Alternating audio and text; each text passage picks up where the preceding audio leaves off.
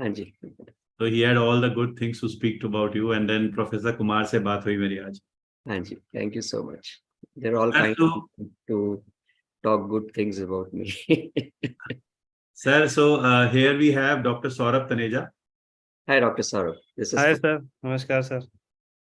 How are you, sir? I'm good. How are you, Saurabh? Great, sir. I'm fine, sir. Thank you so much. We also have Dr. Janvi here. She just joined. She's in the hospital today. We also have Dr. Uma Hariharan, ma'am. Hello, sir. How are you? Hi, I'm perfectly fine. Hi, Dr. All the best. Thank you so much, Dr. Uma.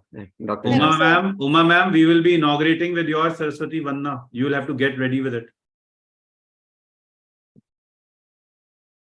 Ma'am, Sir Janvi is the person who has made the curriculum in the center. She has worked. In fact, she was in Delhi for a month last year when she worked tirelessly. Dr. Apur, Yes, ma'am. just give me 2 minutes. I just need to set up the Tanpura. Just give me. करिए ma'am, हम wait करेंगे आपका. बाकी सारे sir के friends भी तब तक ज्वाइन कर लेंगे. सर को वेलकम करने आ रहे हैं सब. And sir, me and Saurabh are batchmates, roommates, soulmates, सब कुछ mates हैं हम लोग. चलो, very nice. And मैं Professor Sudhir Kumar sir का student हूँ. I was in the same unit. Oh, in UCMS? UCMS, sir. Sir was HOD. I was a postgraduate under him. Oh, so I left UCMS in 95. And that's the time I joined Jipmer Pondicherry. Yeah. बता रहे थे वो sir. He was telling the entire. He's going to join today. He's coming. Yeah, he called me up today, so yeah, it will be great to see him. Yeah, Mukta, can you call Professor Kumar and Professor Dhal? They are going to join. Yes, sir. I'm giving them the call. Yeah, please बुला लो सबको. Sir, good evening. Kunal here, sir. Yeah. Sir, I just called Dr. Sudhir Kumar, Professor Dr. Sudhir Kumar, sir, and Professor Dr. Dhal, sir. They are just connecting, sir. Yeah, please do that. Dr. Rakesh को call कर लेगा सौरभ एक बार.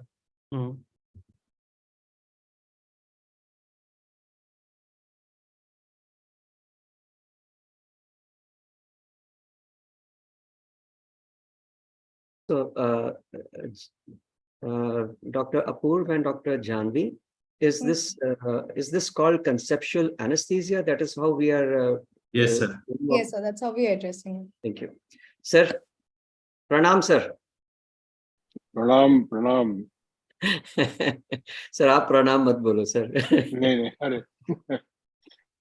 नहीं, प्रणाम तो सबको ही बोलना चाहिए, ऐसी बात नहीं है. प्रणाम का तो महत्व अलग है. या कैसे हैं सर आप? Nice to see. बिल्कुल सेम है. Nice to see you. Pleasure. Sir, so every Thursday, Professor Dhal sir takes a lecture in orthopedic division at 5 p.m. You know what he will do? He will take clinical recording of a patient. He will discuss that. Then he will do the intraoperative findings and uska recording, and then the post-op follow-up. It is a rage amongst orthopedic surgeons to see that. Yeah. And I can see, sir, kitna mehnat lagta hoga sab karne mein. You know, at every Thursday. It's been for 3 years now, non-stop.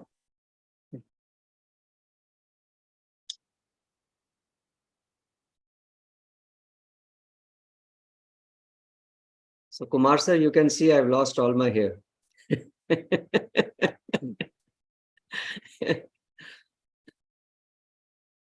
Dr. Bhasin sir has also joined, sir. Sir was in a flight, Dhal sir. Dr. Okay, Bhasin great. was in a flight from Bangalore when I called him. He said, I'll come. No, he's back now. I think he should be मैंने back. बोला, आपने बोला है sir आने को. नहीं, पर अभी तो फ्लाइट में ही होंगे. वो 5 बजे फ्लाइट थी उनकी. Yeah, नहीं, I think 3 o'clock he was about to take, so must be about to reach. Okay, all right. Sir, आप Dhal sir, आप East Delhi में थे ना? If I remember, you were in also in. No. Pushpanjali. No, that. No. I was never there. I was always at the Maulana Azad Medical College. अच्छा sir. सुंदर sir, आप जिन धल sir की बात कर रहे हैं ना, वो ये वाले धल सर जो हैं, ये he is an orthopedic surgeon, धल सर. Okay. वो वाले धल सर जो हैं, वो हाँ। वाले दल सर एनेस्थीसिया दल सर वो मुझे Yeah. कई बार केसेस कराते हैं अच्छा, that's what I was wondering. And both are मोलानियंस। ये देखिए सर बस Yeah. ग्रीन टी शर्ट में आ गए हैं। Sir, namaskar, sir. That is that Dhal is an anesthetist, Yes, sir. Yes. and he was also at Maulana Azad Medical College at one point in time. Anji. I think he did his MBBS and then MD in anesthesia, and then Yeah. practiced for some time there as a senior resident, and then he left. Yes, sir. I was. It's been almost Okay. 30 years now, so I was losing the contacts and other things. I was just trying to refresh. Sir, good evening, sir. Hi, Rakesh. Sir, good evening, sir. Good evening, sir. Sir नमस्ते। Good evening. Good evening. Doctor Lalit sir नमस्कार। Sir. Hello, Dr. Rakesh, sir. Hi, Lalit. Sir. Good Hello, evening, sir, Dr. Dhal, everyone. sir. Good evening. Good evening. Good evening.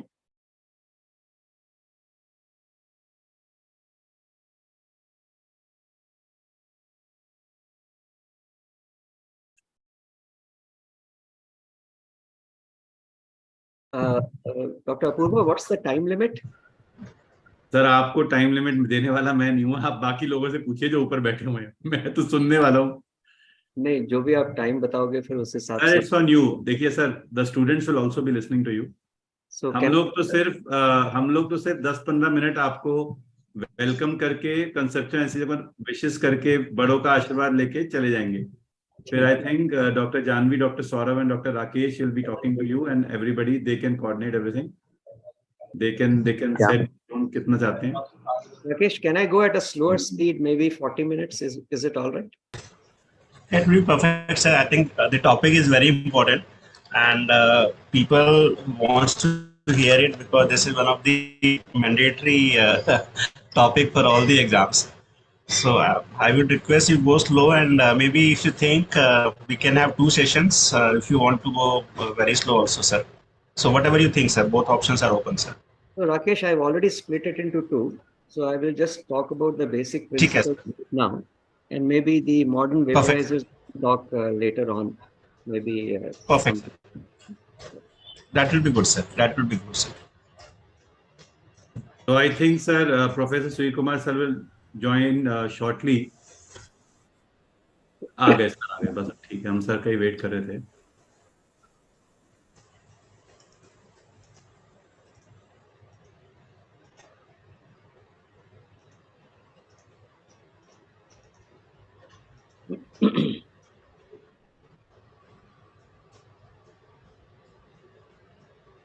Janvi, you will be coordinating the entire session. It will be okay for you? Yes, sir. Okay. Fantastic. What happened to my screen? It's just gone blank. नहीं sir, आपको कौन blank कर सकता है? हमें तो दिख रहे हैं। मुझे लग रहा है नहीं, आपको मैं दिख रहा हूँ पर मेरे स्क्रीन पे आप लोग नहीं दिख रहे। हम लोग सर मिस्टर इंडिया बन गए इस टाइम। हाँ। What I'll do is I'll join again, I think. We will wait for you, sir, because Just a minute. Kumar sir has come. Just a minute.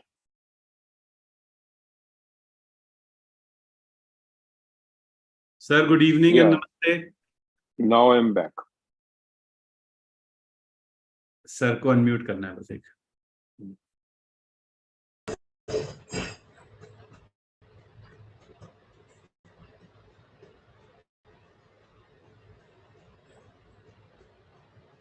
Good evening, sir.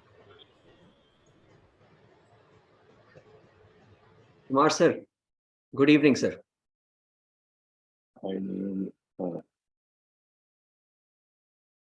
So I think we can start the session since Professor Kumar sir has joined us. Ma'am, you are ready? Yes, I am. Fantastic.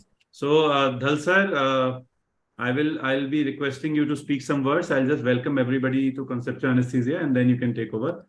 Hi, my name is Dr. Apurv and I am a part. नहीं आ रही है। Sir आप यहाँ पे हमें आ रही है आपकी आवाज अब। Sir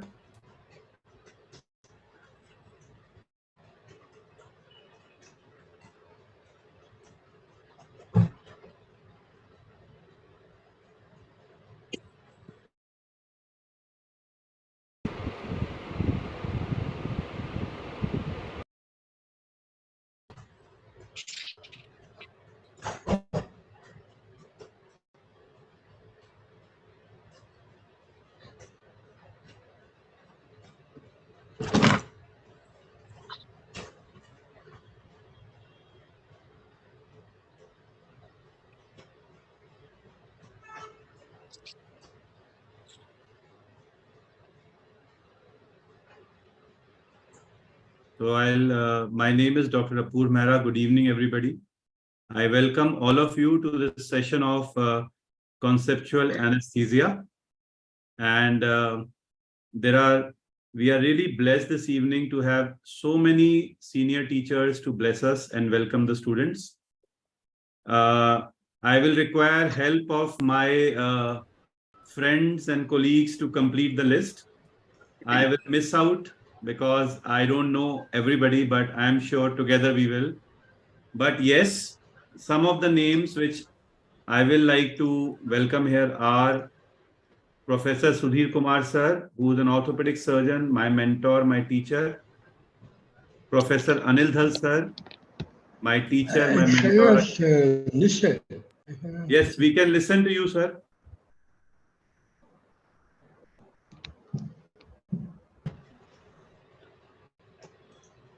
We have... I think Dr. Kumar is on mute. So he has to be number one. He has to unmute. I've just done that, sir. I've just done that.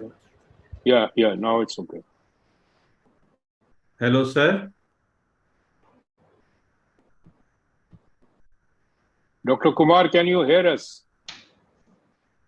I don't know. We can hear you.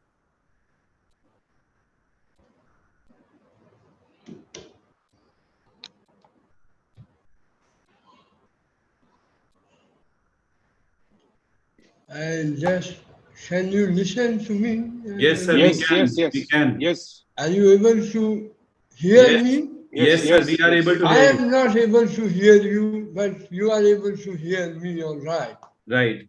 You can give us the blessings, sir. You can give us the blessings. Very warm welcome to Professor Pankaj Sundra. And I am really delighted to see him on the screen after a very long time. You know, my association with him dates long back to 1988-89. And I have seen him rising right from senior resident to the present position of a dean of JIPMA. You see how I came across him. He was an excellent, very faithful, and very brilliant anesthesiologist who used to tell me, sir, jo marzi case lagaiye aap, we will see to it. And you know, once a surgeon gets this okay from your anesthesiologist, he thinks that he's an excellent anesthesiologist. And then we became more friendly. And he used to be with me in the sports club. And he used to play excellent billiards, I still remember. I was asking him, do you still play billiards? He said, no, there is no place available in Pondicherry. I said, you know, while playing billiards, he had such a strategy. And he will just hit the ball with a snooker and it just go into the goal post. And I could realize that over the development in his career and his life, he had made a strategy to start with. Strategy, he made a discipline on it, and then concentration evolved, and he was on a path to achievement. So this is what I always say to my budding postgraduates in any discipline, that you should have a strategy. Unless you have a strategy and plan out, then you should develop discipline on it to perform. And then it will give you a concentration and you will be a performer. So your work will feed on your performance. So I think that is how I'm sure he has become an excellent anesthesiologist and academician. And I have all the praises for him. And it is such an excellent occasion on the eve of conceptual anesthesia discipline to be launched by Conceptual. Because a surgeon always feels happy, because surgery and pain has always been associated with each other. They almost became synonymous, you know. But then anesthesiologists have made us so comfortable. So during the surgery and after the surgery as well. What an excellent discipline which has developed over a period of time in medicine. And I think it's a great discipline, very important discipline for the development of medicine. Looking after critical care, going now, I understand they are going into artificial intelligence and patient-specific anesthesia. So I think a future is laid down for anesthesiologists and the budding postgraduates in anesthesia. They have heights to attain. With these, I send my best wishes to anesthesia launching and to the postgraduates in anesthesia. You have the excellent faculty on this board, and all my best wishes to you for a future. Thank you so much. Thank you very much, sir. And you know, we were having a trauma course in Delhi 2 weeks back, and I spoke these lines, and I heard them in a video by Zakir Khan, who said these three things. You are known by three things in your life. The first is your work. The second is your behavior. And the third is your students. All right. And we will just like to say thanks to Professor Sudhir Kumar sir for creating students like us who can stand in front of the world. And you know, I will just like to tell, there are so many senior teachers here on the screen. Like if I look at my screen, I feel that we are very wealthy right now. We have on my screen from the left, I see Professor Dhal sir, I see Professor Bhasin sir, I see Professor Rakesh Garg sir, I see Professor Kundra sir, I see Indrani ma'am, I see Janvi, who's a phenomenal teacher for her age, I see Dr. Uma, you know, and there are a lot of other teachers, which I believe Janvi and Dr. Saurav will be able to introduce. And I will just like to speak these lines for everybody who's present in this session as a teacher. You know, we are all students for life. You know, the learning never ends is the quoting that we will like to quote here. And so I just called Dr. Bhasin in the afternoon. I said, Bhasin sir, we are having a session in the evening. He said, "Main aa jaunga." You know, that's the spirit of a teacher. A teacher will always be there for his students, you know. And look, he's traveling and he's there. So my statement for everybody who has blessed this occasion is that माना है कि चुपचाप खड़े रहते हैं, पर जो लोग बड़े होते हैं वो बड़े होते हैं. हमारी महफिल सजती है उन लोगों से जिनके कदमों पर कई ताज पड़े रहते हैं. So we are really blessed, and we will like to thank that on 15th August, the Indian Independence Day, right? We have everybody sitting from different part of the country to do something which is valuable, to teach the students. And now, you know, whenever I want an advice, I will look up to Professor Kumar sir and I will call Professor Dharan Bhasin sir, and my problems are solved in academic world. So before Dr. Dhal sir speaks, you know, sir, आपके बोलने से पहले, I think we should have Saraswati Vandana by Uma ma'am, who's preparing it to welcome all of us. With your permission, sir, can we have a welcome? Sure. Uma ma'am, over to you now. Please, ladies are always, and please inaugurate with Saraswati Vandana. Ladies and goddesses are always first. Yeah. Thank you, sir. Thank you for your kind words. So let me start with the short Saraswati Vandana. Is the Tanpura audible? Slightly audible? Yes, ma'am. All right. Jayati Jaya Jaya Ma Saraswati Jayati Vandini Jayati Jaya Jaya Ma Saraswati Jayati Vandini Deenavadya Vinodini Shivam Satyam Sundaram Jayati Jaya Ma Saraswati Jayati Vandini Shvetavarna Shvetavasana Kamal Padmansano Diga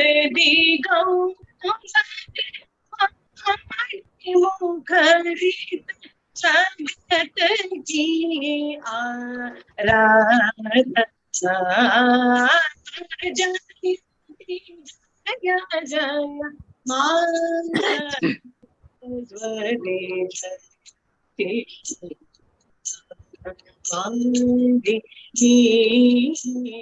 Veenavadya Vinodini Shivam Sundaram. Thank you.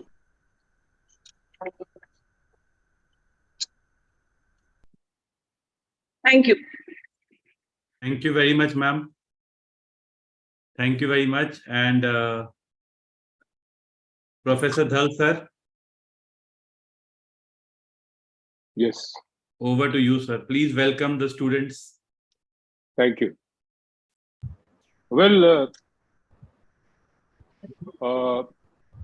dear students and my colleagues on the screen, I believe this is a great day for the launching of this e-learning portal called Conceptual Anesthesia. It's a great day because I think it's going to provide a great opportunity to the budding anesthetists, the postgraduate students in anesthesia today. Well, there are so many advantages of e-learning platform and a platform like Conceptual Anesthesia for the simple reason that the demands are changing today. The demands of the educationist as well as the educator are constantly changing. If you look at the scenario in India today, the number of postgraduates has risen phenomenally. And I'm told anesthesia is one specialty where the number of postgraduates has increased manyfold in comparison to the other specialties. Well, there is a definite need for more and more anesthetists. There is no two thoughts about it. But then there is a problem coming up now, the problem of the faculty keeping pace with the number of students, the problem of the infrastructure keeping pace with the number of students, and till the time, and it's probably not going to be possible to increase the number of faculty as well as the infrastructure in the current scenario. And I think with this sort of a platform, the student has the liberty to watch the subject of his choice according to his own convenience during his free time, whenever he feels that his receptivity is maximum during the daytime or during the week or during the month.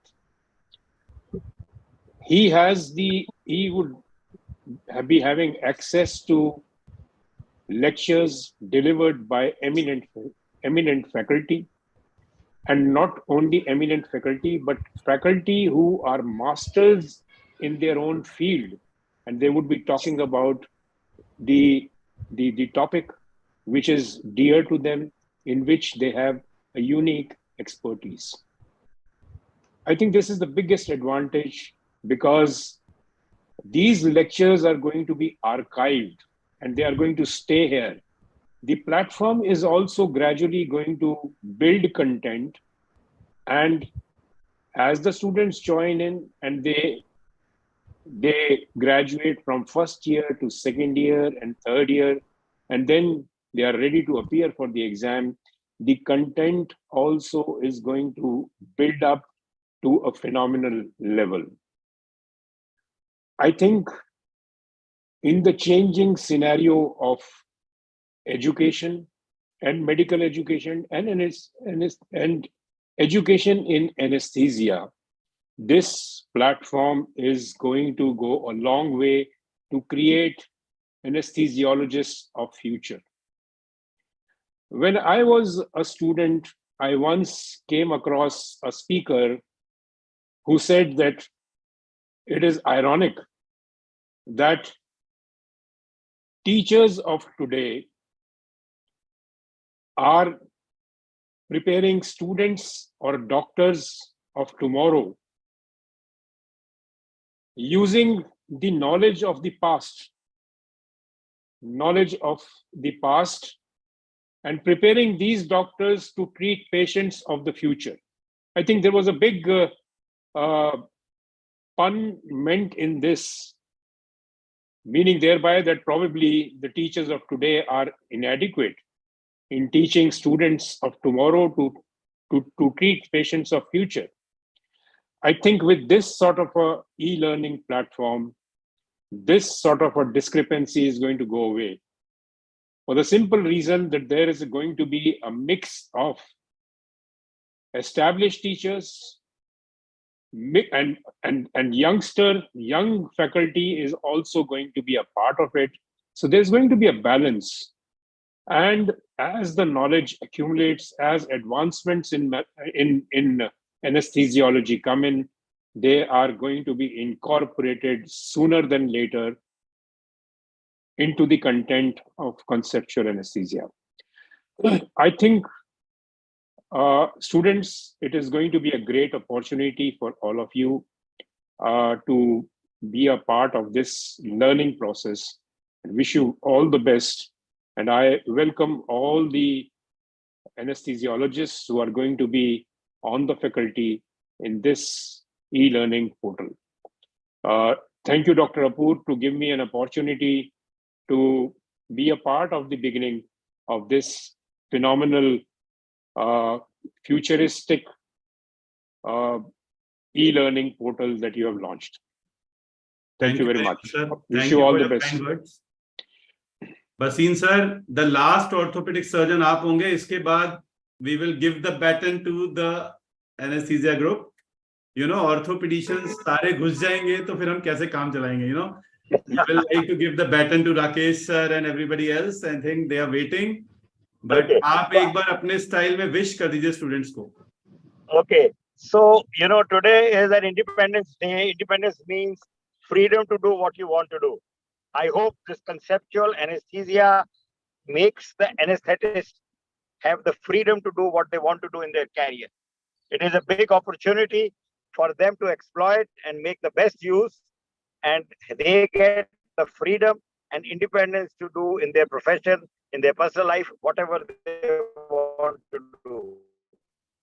Conceptual, all the technology, and was the initial part, has all the technology to give support to conceptual anesthesia. Conceptual orthopedics has been doing well because of a lot of commitment from the initial team of teachers and everybody. And I'm sure teachers like Dr. Kundra, Saurabh, and Dr. Rakesh Garg, and very dear Uma Hariharan, who's also there on the faculty, and many more teachers will make this take this platform higher than conceptual orthopedics. So we would be happy to lose out to conceptual anesthesia what they can achieve in terms of penetration and in terms of quality and in terms of quantity. It is for the students to make the best use, and on this Independence Day, take your desire forward to get independence in your career. I wish all of them, all the faculty as well as all the teams organizing, all the best, and I hope that the students get the best benefit out of it. Sir, Dr. Dhal sir अपनी मूछें ऊपर कर रहे हैं आपकी इस बात के ऊपर. And I must tell you, Dr. Dhal's father was an anesthetist who has taught many generation much elder to us of anesthesia. He was an anesthetist, head of the department at Safdarjung Hospital. So anesthesia is quite close to him, to his heart also. Thank you very much, sir. Saurabh and Janvi, यहाँ पे बहुत सारे teachers हैं जो आपके teachers और friends हैं. मैं चाहूंगा कि आप उन सबको प्लीज हमारे सबकी तरफ से नमस्ते बोल दें. मैं नहीं चाहता कि मेरी गलतियों की वजह से सब वो दुखी हो या गुस्सा हो. So please welcome all of them. Saurabh, please welcome the whatever teachers you know, and Janvi, your friends and teachers, please welcome them. Saurabh, over to you. Yeah. Thank you, Apur. Thank you so much.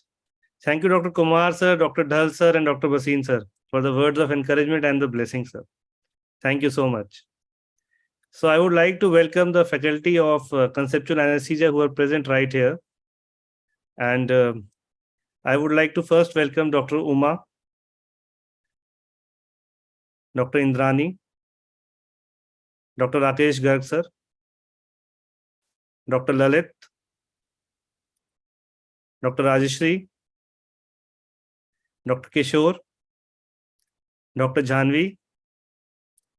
So along with them and myself, we'll be forming the core team of this conceptual anesthesia. I welcome you all and thank you all for your contribution and for sparing time to be here.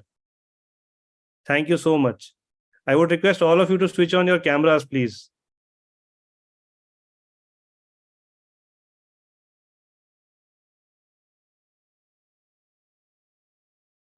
First of all, I would request Dr. Rakesh Garg for some words of encouragement.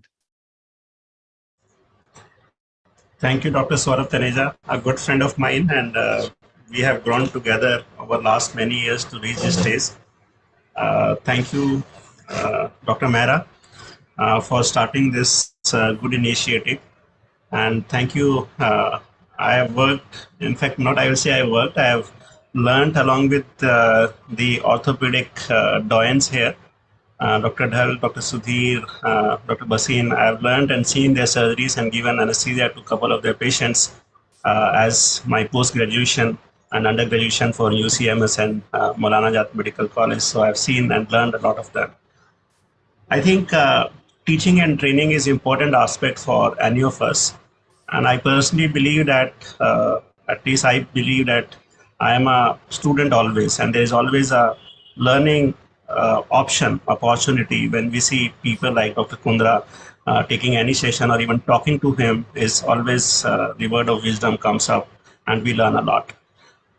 On the other hand, in the recent years, there has been something which is growing, which we say the interpretation or the level of, or the, I will say bombardment of knowledge is happening to such a great extent that it gives bundles of papers of the knowledge, of the evidence in various platforms.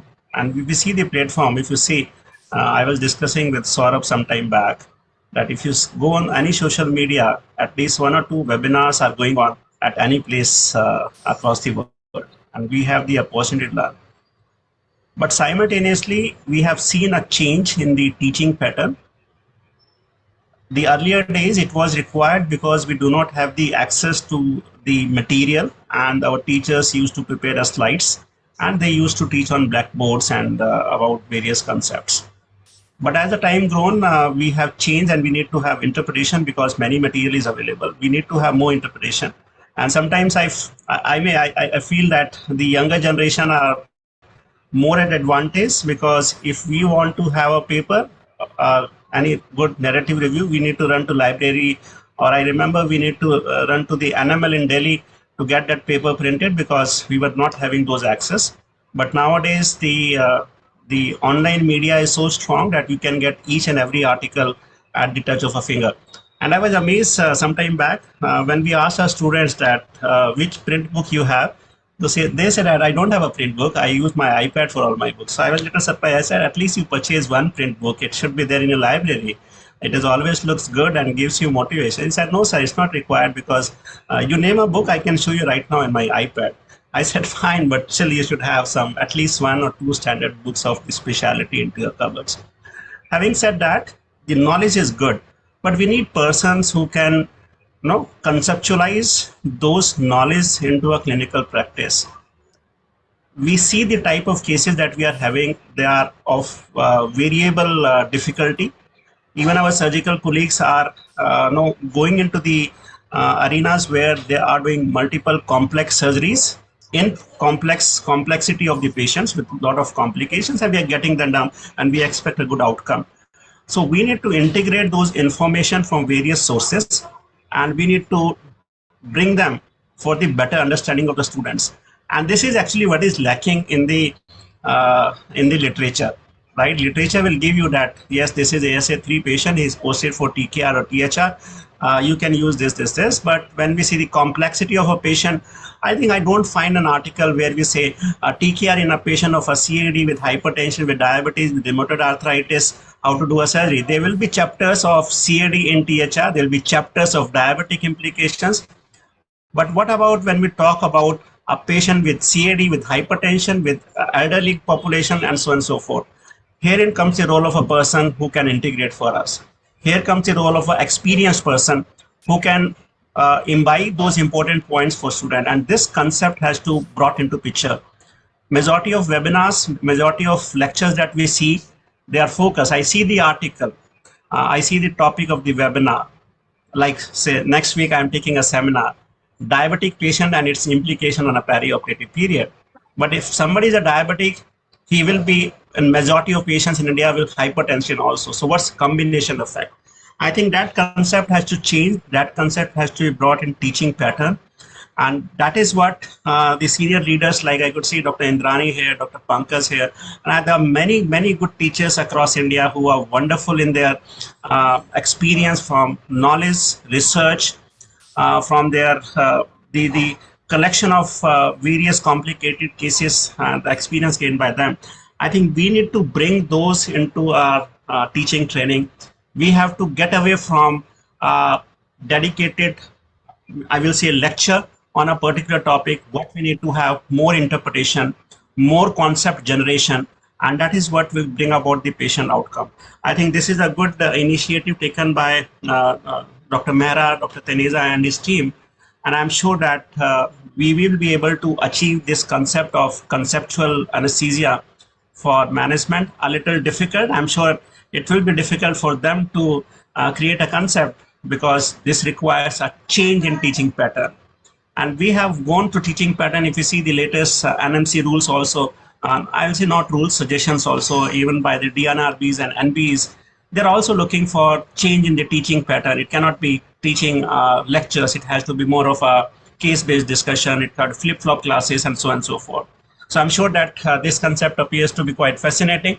This will be one of its kind which has been put forward. Many of the teachers are taking the class this session, but I think this will be a package where great academicians across India, across world will come on the platform, and probably our next generation, as Dr. Dhal was mentioning, Apurva was also mentioning, the next generation will be able to capture everything all in one from our great teachers.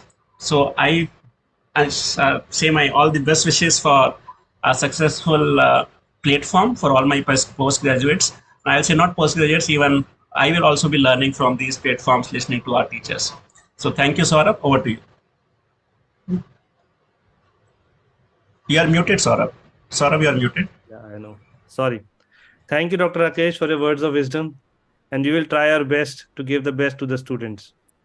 I would next like to request Dr. Uma for giving us some blessings. Dr. Uma.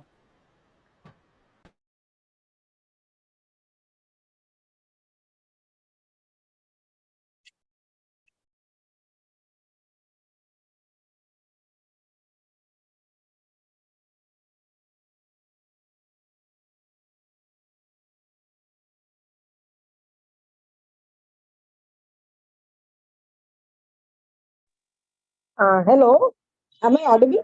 Yes, ma'am, you're audible. Over to you. It's my indeed pleasure and honor to be part of this wonderful educational initiative. And I would really like to thank Dr. Apoorv and his wonderful team. And I would also like to express my gratitude to my seniors and my teachers who are there in this platform, not only in the field of anesthesia, but also in orthopedics. My husband happens to be an orthopedic surgeon, and I derive great inspiration from stalwarts in both the fields. My special greetings to all the teachers out here and my best wishes. And I hope the students will benefit a lot. And in fact, it is a continuous teaching and a learning experience. The more you read, the more you teach and the more you learn. So every day is a teaching learning experience for all. And thank you so much. Best wishes. Thank you, ma'am. Thank you so much for your blessings. Thank you. I would like to invite Dr. Indrani to give us words of encouragement. Ma'am.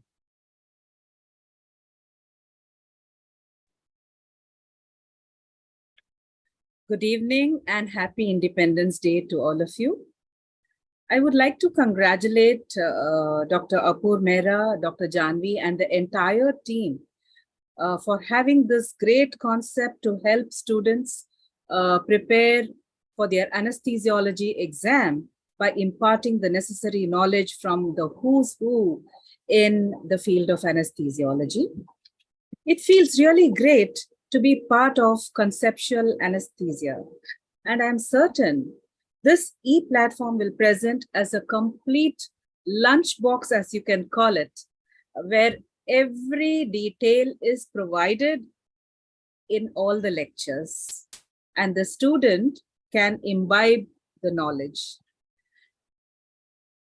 I just would like to advise my students on few tips to success.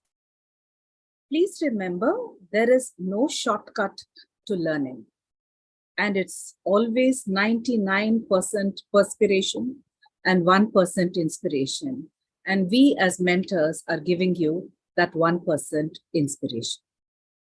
Do what works well with you.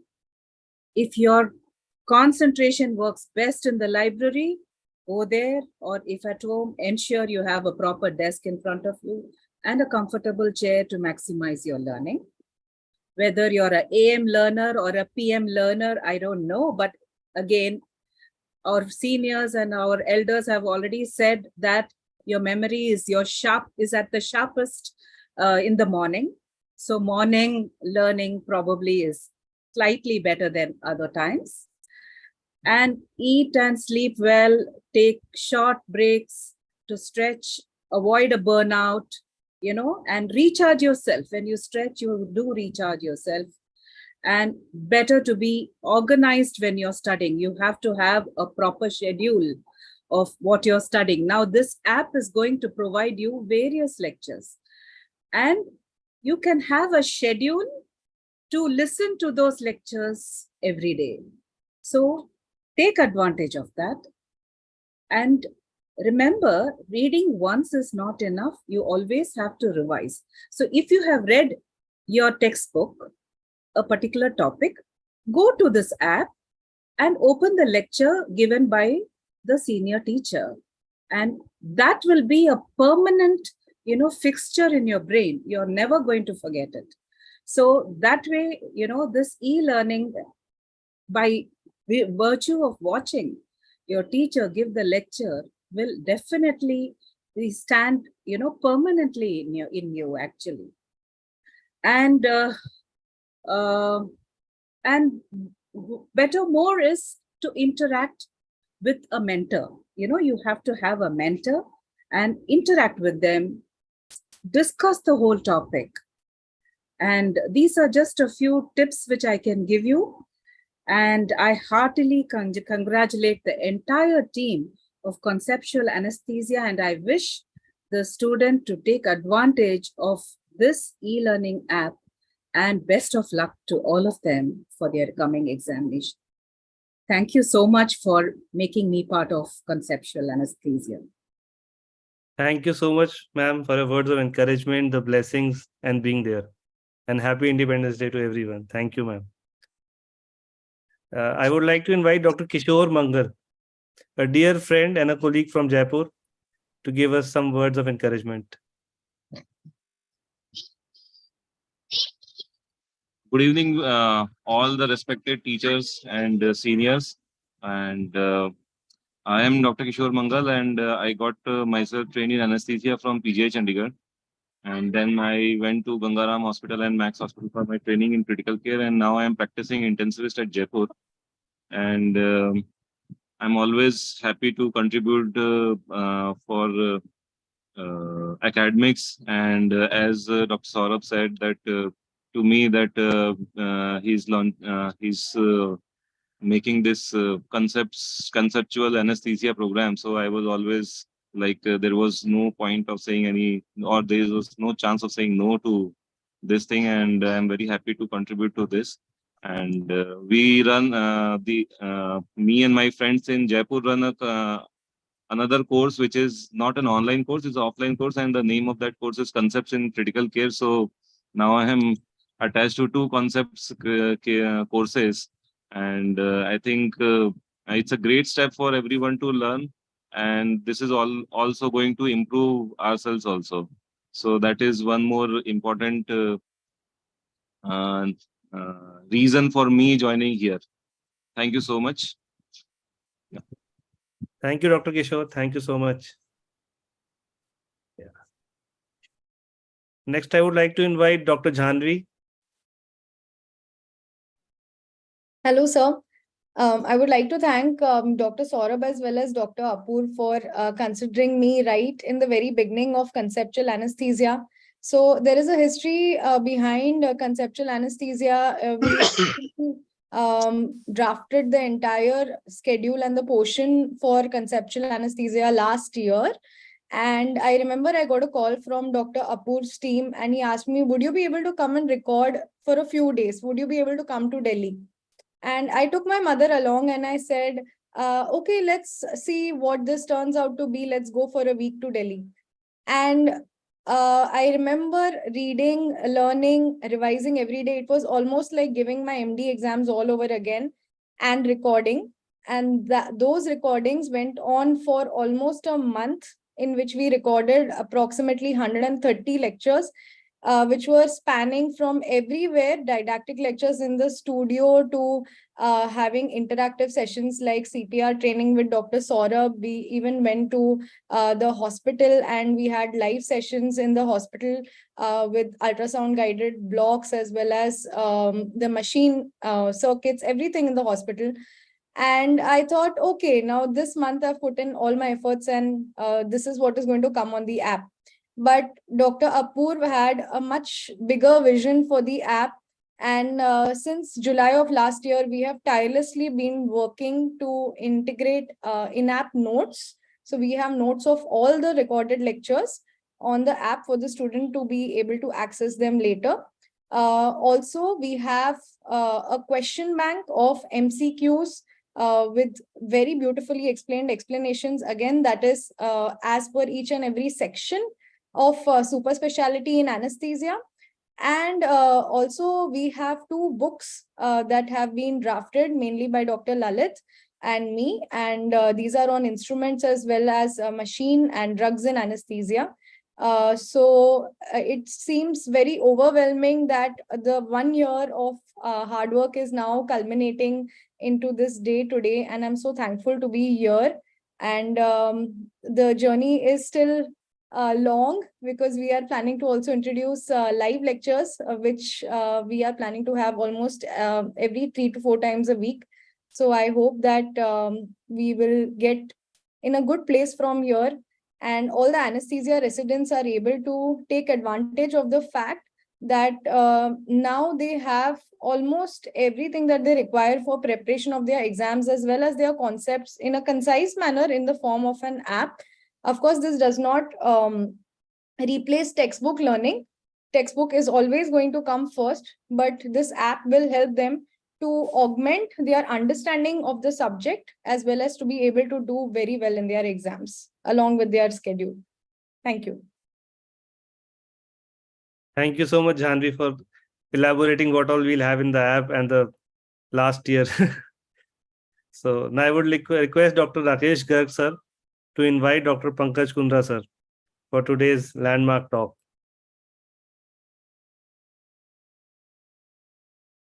Thank you, sir. Thank you, Saurabh. I think it will always be an honor to talk about Dr. Kundra sir, because he has been a teacher and mentor to us.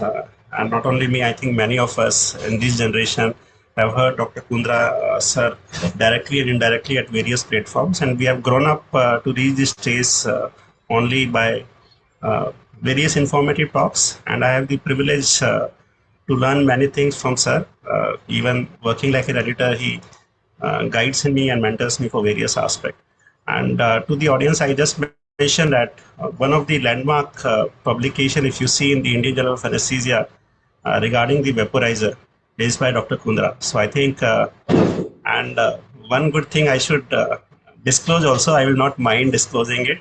The all diagrams in that articles has been specially made by Kundra sir himself. So he's a wonderful artist and creator of those vaporizers. So if you see those diagrams, you can very well understand that this person has the understanding of each and every screw of a vaporizer. So once he understands it, I think he's the best person I've ever heard and seen that article as well. He's the best person to talk, and it will be really, I think you all will be mesmerized when you hear this lecture of vaporizer from him in such a basic concepts. And this is important from all aspects. This will be important for your exam, theory or practical both. And more than that, it is because you'll be using for all your patients who are under general anesthesia. So it will be useful for you every day into your operating room. Dr. Kundra is professor and ex-dean from JIPMA. He is one of the best academician, clinician and researcher. He is doing exceptionally great work in various aspects, not only in administrative and policy matters, but also in clinics and research. You see his publications in ultrasound in airway, equipments, vaporizers. That's exceptionally very good. And I think he's the best person for today. I will not take away time from his, because I just want to listen to him and learn more. Over to you, sir. Thank you, Dr. Rakesh, for those mesmerizing words. I don't think I deserve so much. I'm just an ordinary person to talk about it. So thank you all, one and all. I won't waste much time, but my greetings on the Independence Day. And let me start with my talk right away.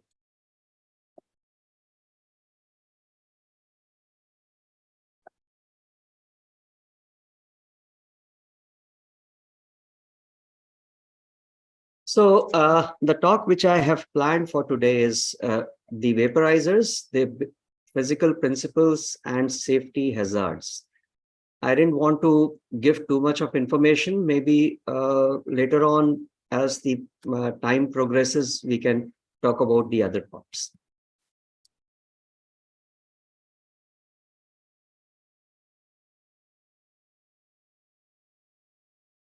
Slides are not moving.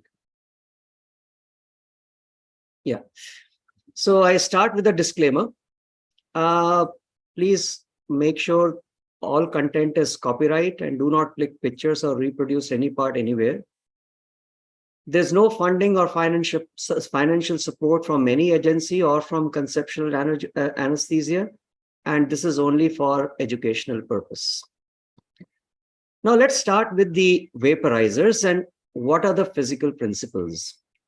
As all of you are aware, that volatile anesthetic agents are dispensed in a liquid form, and since they have to be delivered into the lungs, they must be converted into a vapor form before they go into the alveoli, cross the blood, the barrier, and then exert their effect onto the brain.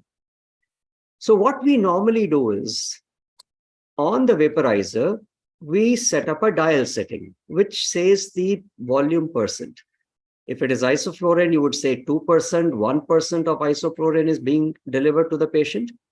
But the gases do not exert their effect on basis of concentration. These are the partial pressure of the gases that exert the effect.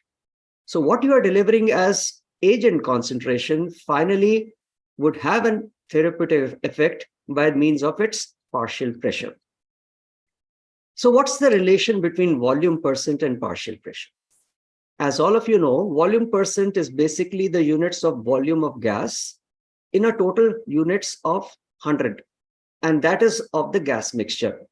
So if you have to convert volume percent into partial pressure, the equation will be something like this. For sevoflurane, if the MAC is about 1.8, then and it is at atmospheric pressure, then the partial pressure exerted by sevoflurane would be 13.68. So that's the pressure which sevoflurane will use to exert a therapeutic effect to produce anesthesia. However, we are delivering it in a volume percent, or let's say 1.8 MAC. Therefore, the definition of MAC would now have to be modified. MAC originally was defined as the minimal alveolar concentration which is required to produce their anesthetic effect, or is required to produce no movements or immobility to a noxious stimulus. So that was what is MAC. So it is called as minimal airway concentration, alveolar concentration. On the other hand, as we know that MAC is not the way the volatile agents exert their effect, it is by the means of partial pressure. Therefore, it has now been replaced by Pmac. So that is how MAC's definition has now been modified and changed. Similarly, for MAC for desflurane, if you say is about 6, so the Pmac would be about 45.6 millimeters of mercury. So this relationship is important to understand that once you put in a dial setting in volume concentration, the effect is actually by the partial pressure of the vapor, which is being produced by the vaporizer and delivered into the lungs of the patient. Now, what happens at a higher altitude?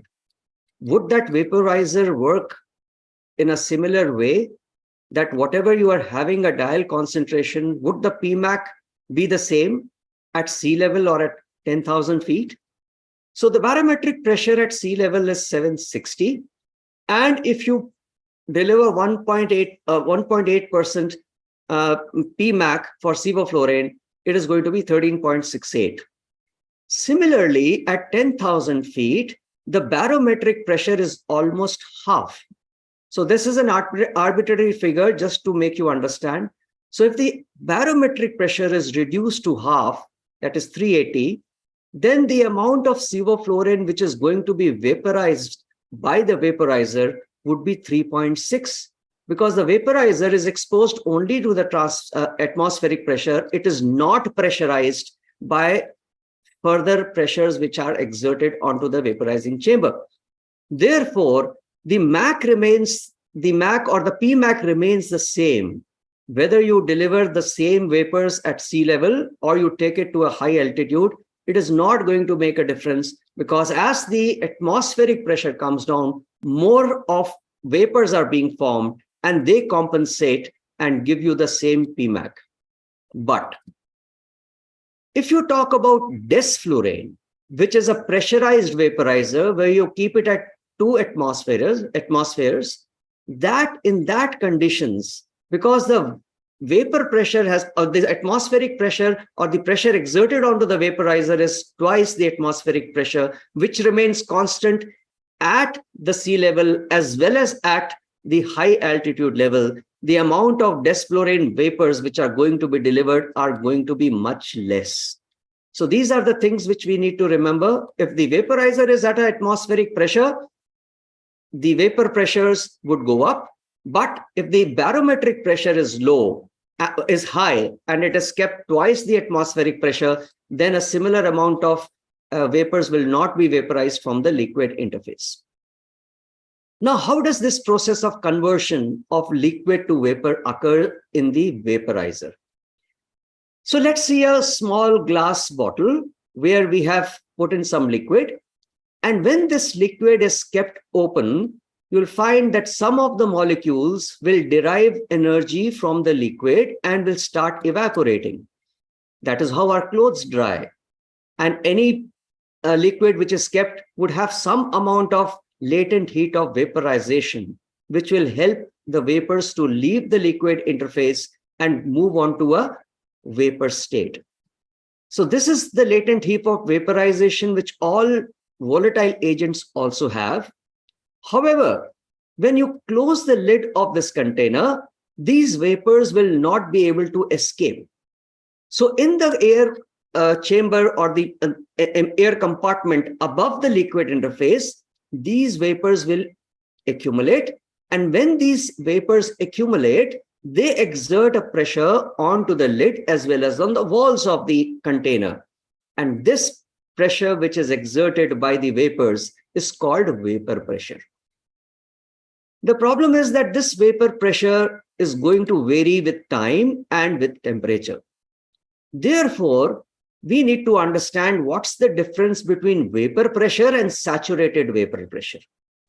In saturated vapor pressure, when the vaporization continues to happen at a particular temperature, there will be an amount of vapors which will be coming or leaving the liquid interface, which will become constant.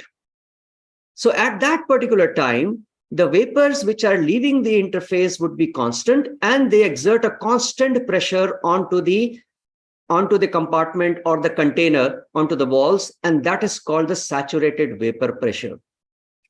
So this saturated vapor pressure is the soul of construction of vaporizers. And that's why it is important for all of us to know what is the saturated vapor pressure of any volatile agent which we use. Because at this point of time, at this saturated vapor pressure, vapor generation from a volatile agent is constant.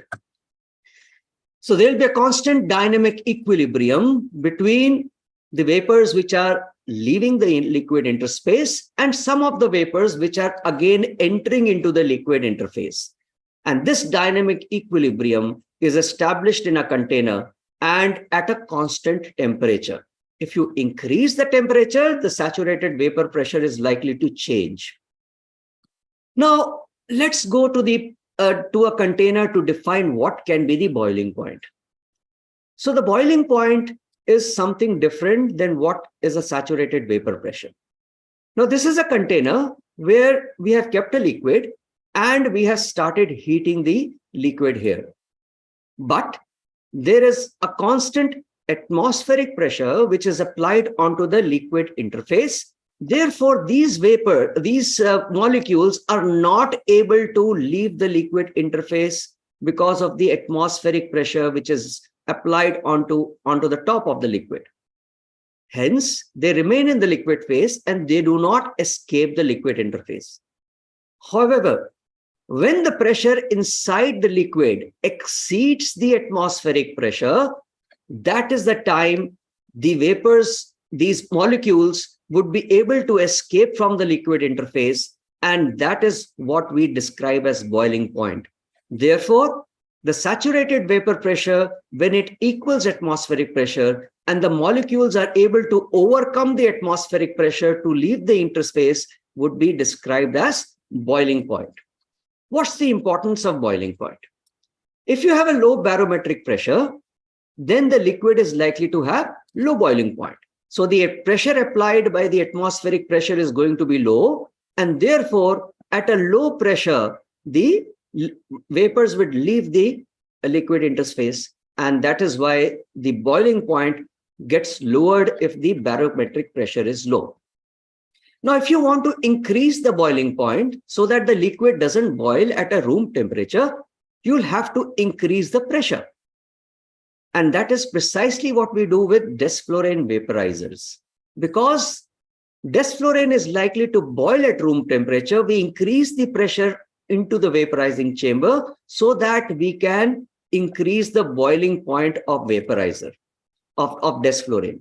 So that is how desflurane that is why boiling point is important when you consider it for for volatile agents which are boiling at room temperature. So the purpose of the vaporizer is two things. One, it should deliver accurate concentration. That means it is dependent on the saturated vapor pressure and adjustable concentration, so that we can give therapeutic concentrations to titrate the depth of anesthesia for a particular agent. And both these properties can be done if you know the saturated vapor pressure of a particular volatile agents.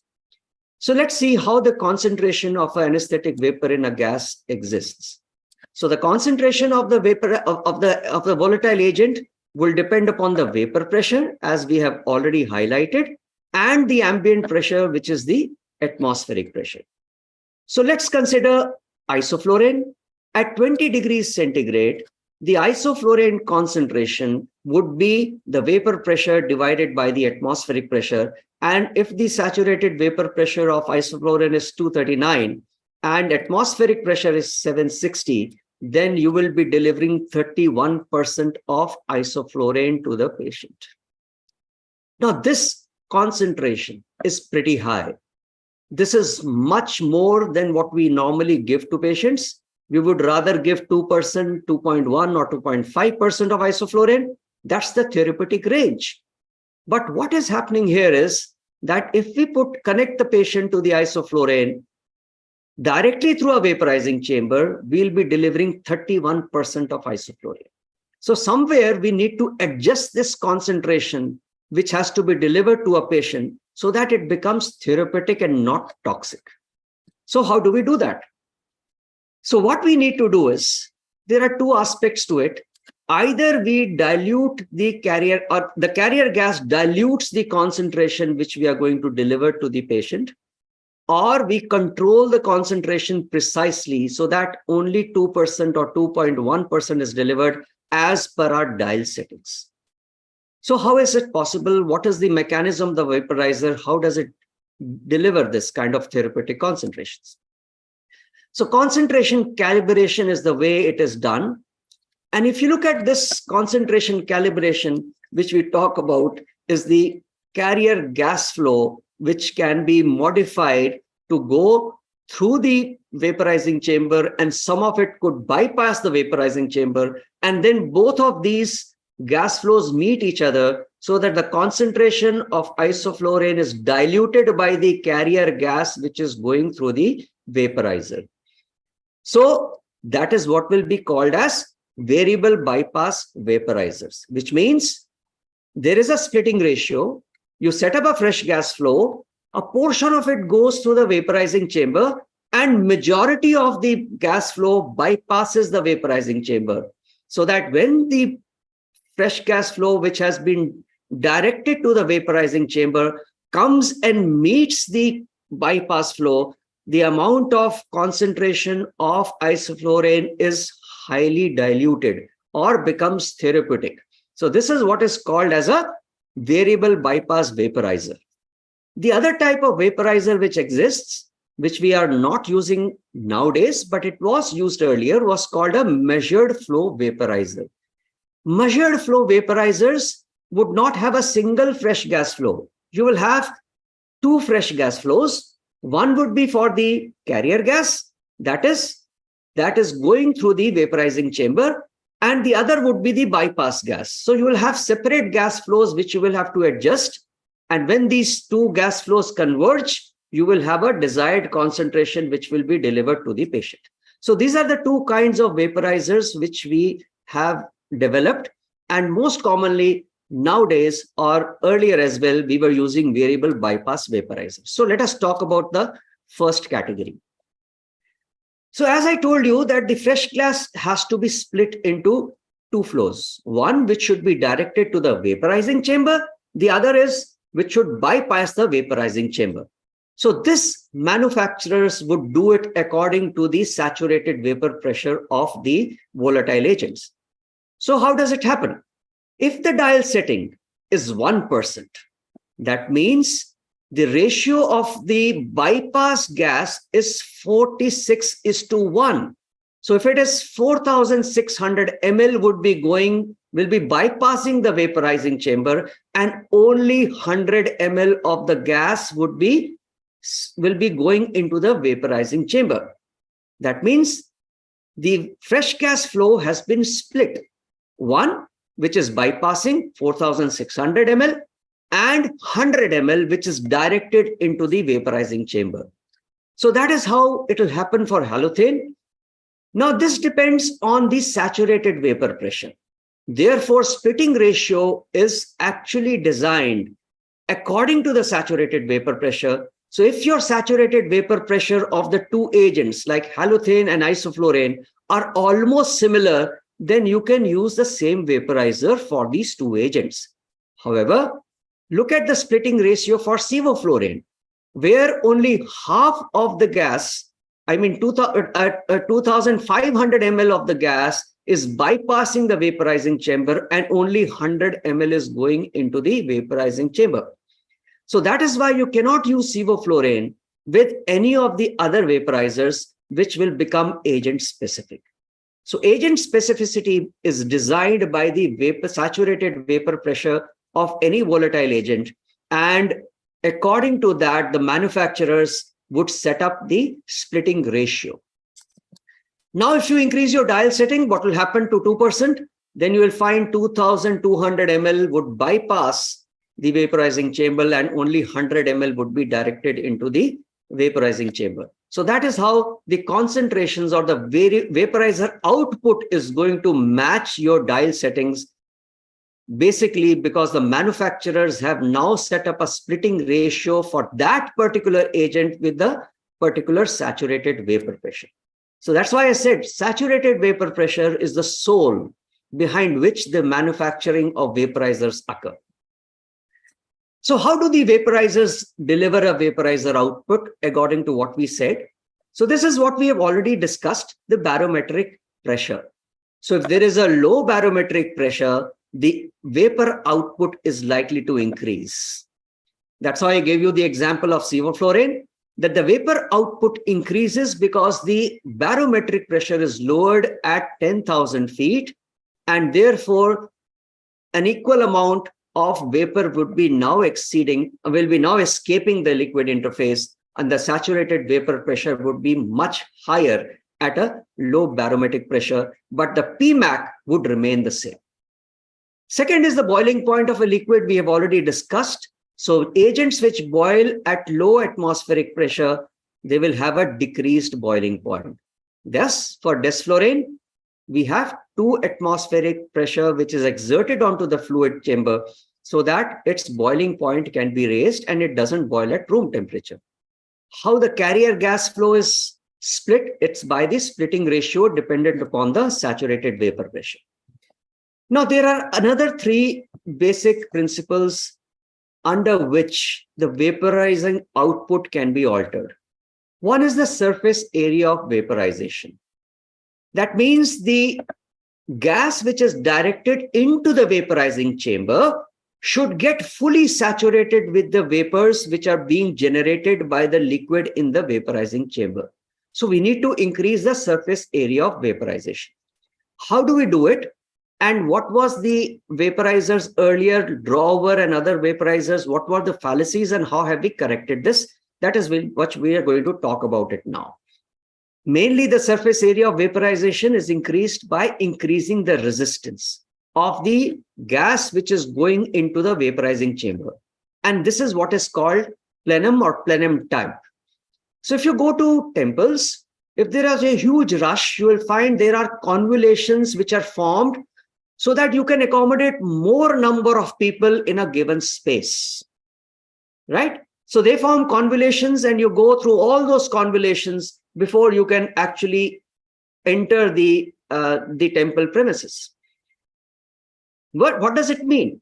It means that those convolutions have been made so that there is accommodation of large number of people and there is stagnation, or the queue goes very slowly forward.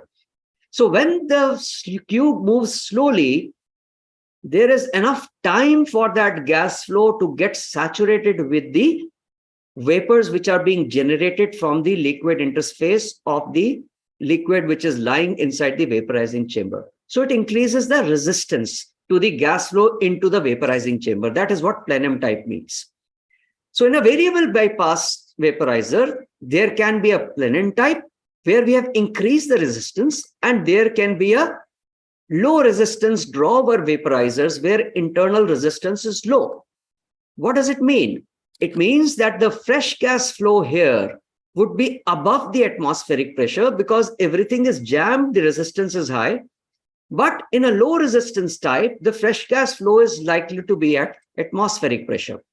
And the fresh gas flow in low resistance type would be driven by patient's respiratory effort. So that is how the older type of vaporizers worked. The plenum type gives you an accurate vapor output at different gas flows, but for low resistance vaporizers, the vapor output can be inaccurate at low and high fresh gas flows. So how does it happen? So this is a low resistance flow over type of vaporizer. You are directing the carrier flow into the vaporizing chamber only. All the fresh gas flow is coming into the vaporizing chamber, and then it comes out of the vaporizing chamber to be delivered to the patient. So here, the fresh gas flow comes, the carrier gas picks up the vapor from the vaporizing chamber and comes to the output. And whatever you have set here, the carrier gas flows and the concentration which you have set, that would be delivered to the patient. Okay. Now what happens? If I increase the fresh gas flow and the liquid interface is the same, then all this flow which you have increased does not get saturated or does not entrap the vapors. And this is a wasted flow which is going to the vaporizing chamber.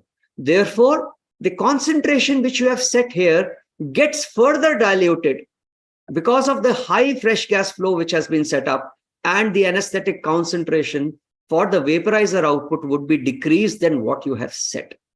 Because the fresh gas flow cannot achieve full saturation of the gas leaving the vaporizing chamber when we give high flows.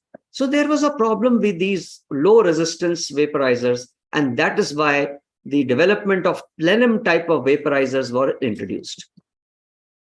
So even in plenum types of vaporizers, if you want to maximize the area of the surface area of vaporization, what we can do is we can make sure that the entire convoluted tubings which we have created are lined by some sort of wicks which are dipping into the liquid surface in liquid below, and so that these wicks are saturated with the volatile agent, and when the gas is coming through these convolutions, they still are getting saturated or picking up volatile vapors before even entering the vaporizing chamber.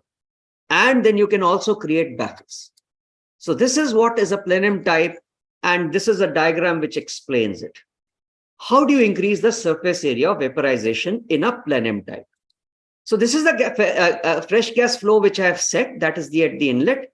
This is the bypass flow which is going, which is not directed into the vaporizing chamber, but the gas which has to go through into the vaporizing chamber is sent through series of convolutions, and these convolutions are also lined by wicks throughout their length, so that when the gas starts coming in, it's before it even entering the vaporizing chamber, it is picking up vapors of the volatile agents on its passage. And then you also create a baffle. So before you enter the temple deity, you can see that you still have a convolution here, and this delays the entry and gives time for the carrier gas to pick up more and more vapors so that it gets fully saturated when it comes out of the vaporizing chamber to meet the bypass flow which is bypassing the center. So this is how it will happen. The vaporizing flow, gas flow will come.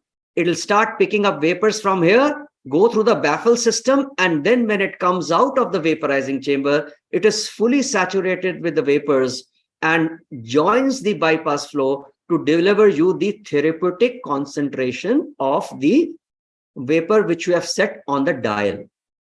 So remember, this is high resistance where small channels are created so that it delays the entry of the gas which is going to go into the vaporizing chamber, and it is lined by wicks so that it picks up more of vapor before enters the liquid, before it meets the liquid interface. So the vaporizer output, we have seen how surface area can be increased, and in a variable bypass, a plenum type of vaporizer would help. Now let's go to the second part, the gas liquid interface. Can we do some alterations here so that in a small given time, if the same amount of gas, 100 ml, is going into the vaporizing chamber, can we still increase the concentration of anesthetic which the vaporizing gas is picking up? So this is the ether bottle, which many of you would not have seen, but we have worked on it. I'm sure Dr. Rakesh and our senior orthopedics people would have seen this when we were delivering ether anesthesia to the patients. So what are the components of an ether bottle? Look at this part. This is the lever. So when you put it down, it is in an off position. So as you raise the lever, it can be fully on at this posture. So this is the control knob or the control lever as we described. Then you look at that this is the bypass channel through which the fresh gas flow is going to bypass the vaporizing chamber. And this is the vaporizing inlet where a small amount of gas, fresh gas flow, would be diverted into the vaporizing chamber. It comes inside the liquid and then it comes out. So what happens is the gas is going to go, the gas is going to go under the liquid rather than over the liquid here. So when it comes out collecting all the vapors from the liquid interface, it is supposed to leave the vaporizing chamber from here. So there is a hood. So as soon as you lower the hood, what will happen is this hood will prevent the gases from accumulating around this area in this chamber. Rather, it will allow most of the gas to again go in and come in contact with the liquid interface and then leave the ether bottle. So that is how it works. Let me play the animation. You will probably understand better. So this is the bypass flow and this is the carrier gas. So as you see, it comes out.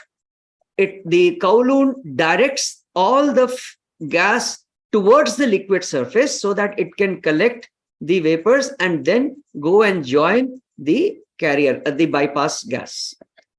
But what is the purpose of dipping it into the liquid interface?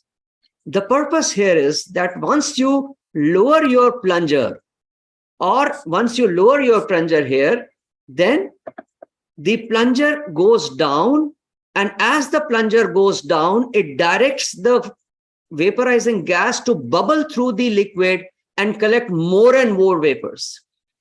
So the issue was that ether took time for inducing anesthesia to maintain a steady state, and we have to somehow increase the vaporization so that we can shorten the time of induction for the surgeons to operate. So that is how we were able to increase the ether vaporization, converting into a drawover, then converting from a drawover to a bubble through vaporizer.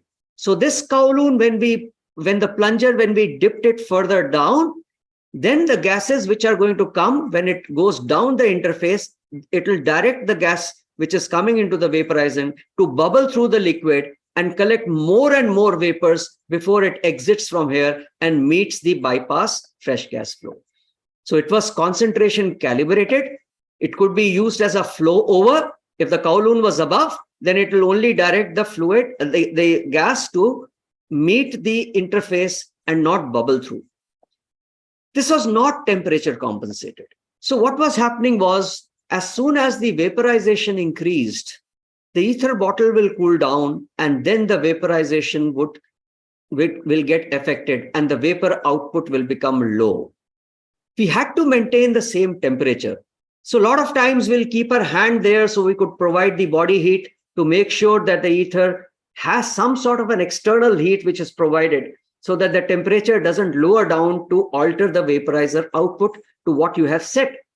Or we used to even keep a water bowl underneath the ether bottle so that the water could provide that kind of heat, right, to the ether bottle, and the temperature drop which is occurring because of increased vaporization could be avoided and the temperature could be maintained.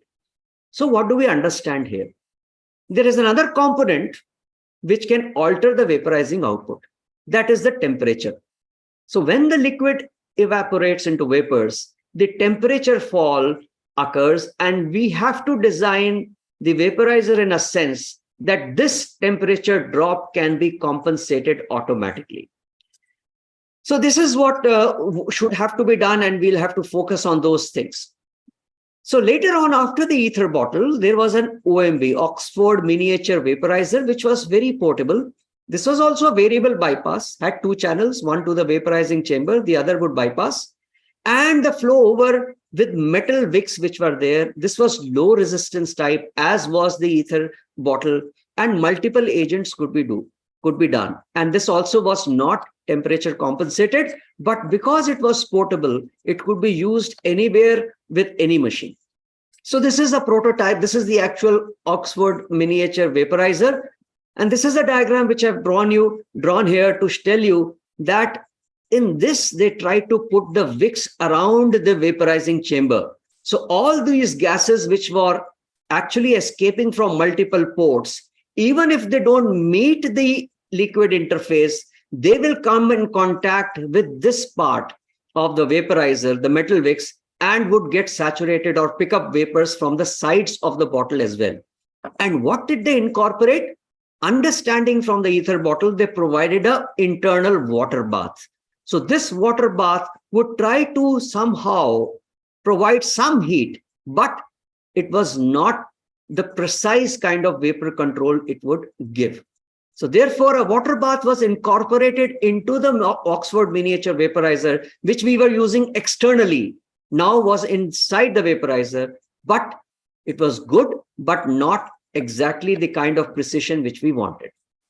So this is how the carrier, the gas flow will go. This is the bypass flow, which will go without entering the vaporizing chamber.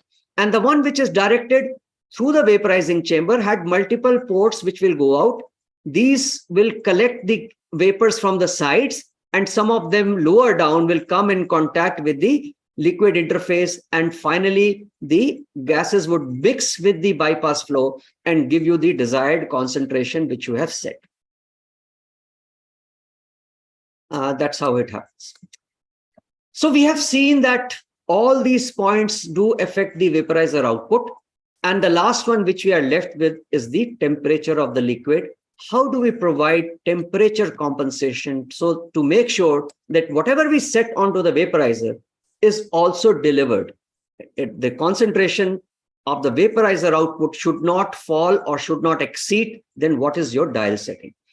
So somewhere cooling decreases the vapor output, and that is what we need to address.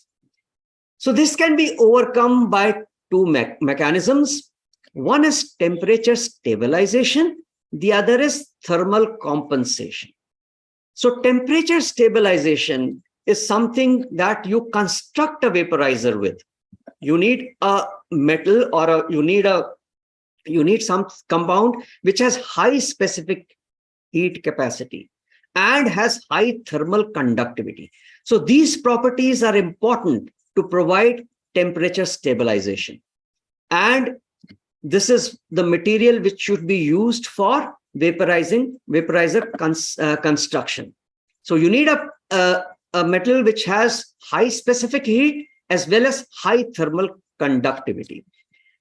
And thermal compensation was provided by bimetallic strips or aneroid bellows. We'll come to that a little later, but let's first talk about temperature stabilization. How does the industry pick up a metal which can be used for constructing vaporizers? So normally you will see all the vaporizers which are done are by copper, right? Look at the specific heat of copper. So copper basically has a specific heat of about 0.092 cals per gram centigrade at 20 degrees centigrade. So what does this specific heat mean? In short, it is the heat storage capacity. So the more the specific heat, the more the heat can be stored with a particular metal, and it can be stored for a longer time. That's the purpose of specific heat.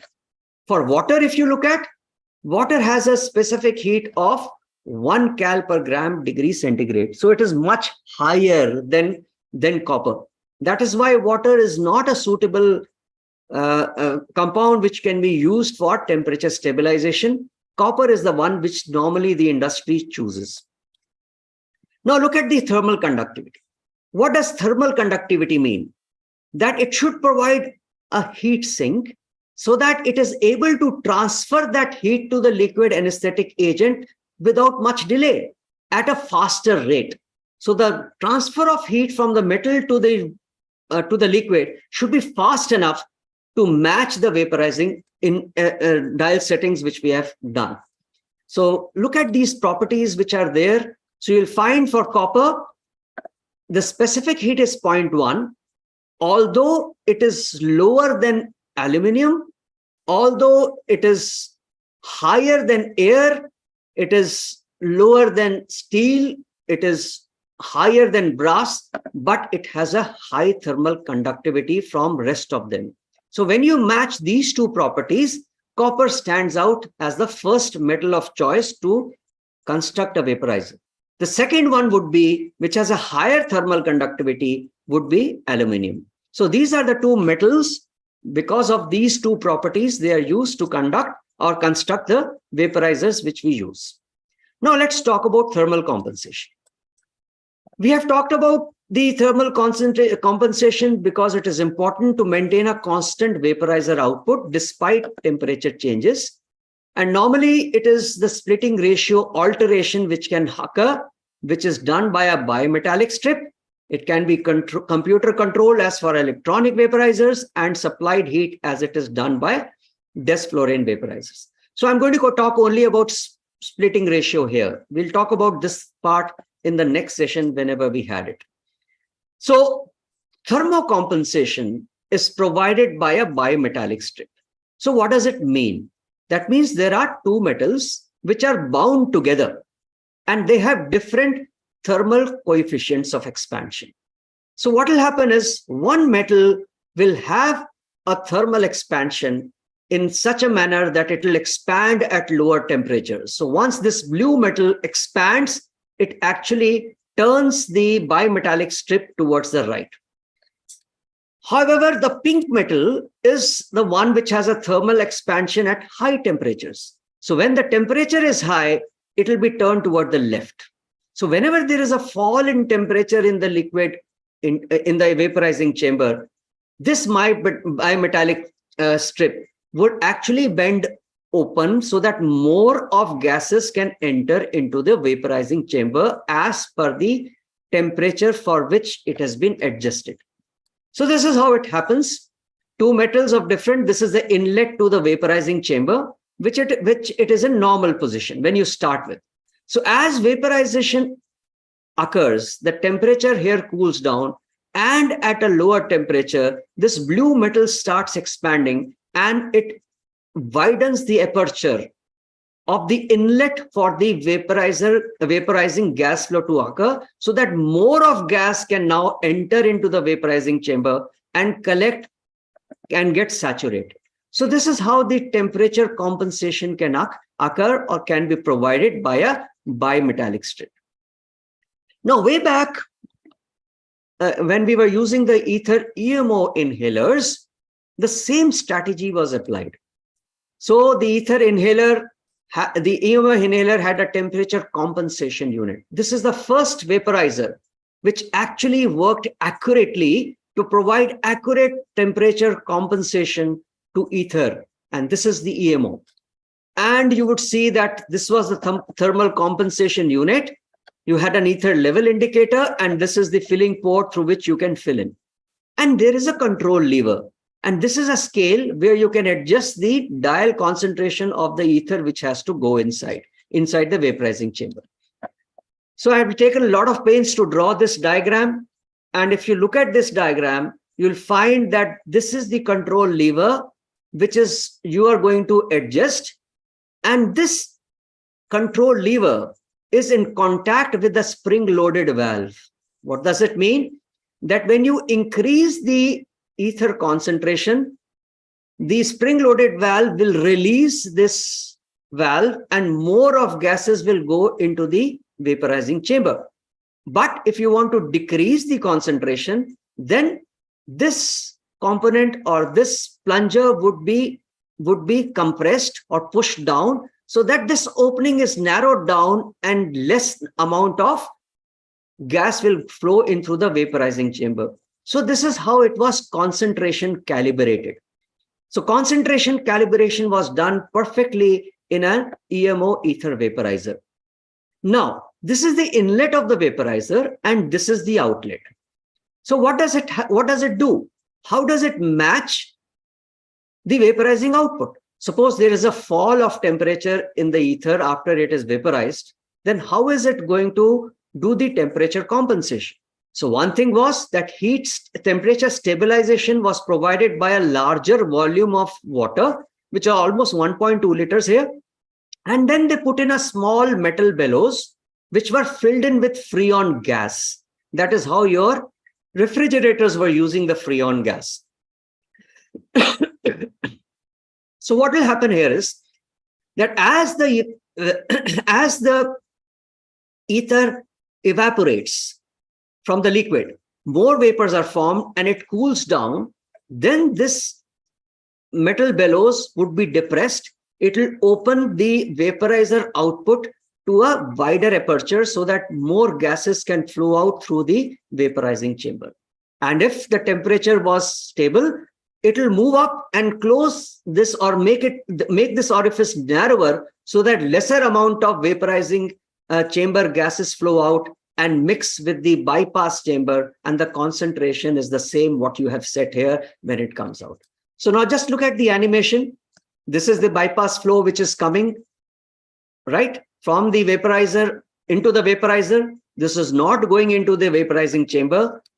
The vaporizing gases would have to enter the vaporizing chamber depending upon the concentration which you have set here, so that it enters the vaporizing chamber, collects all the vapors through the wicks which are already lined in the vaporizing chamber.